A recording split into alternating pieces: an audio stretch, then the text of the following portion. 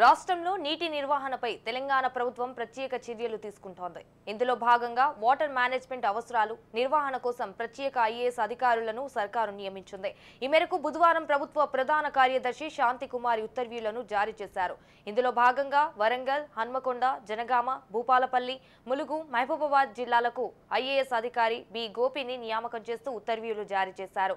రాష్ట్ర వ్యాప్తంగా ఉమ్మడి 10 జిల్లాలకు మొత్తం 10 మంది ఐఏఎస్ అధికారులను ప్రభుత్వం నియమించింది.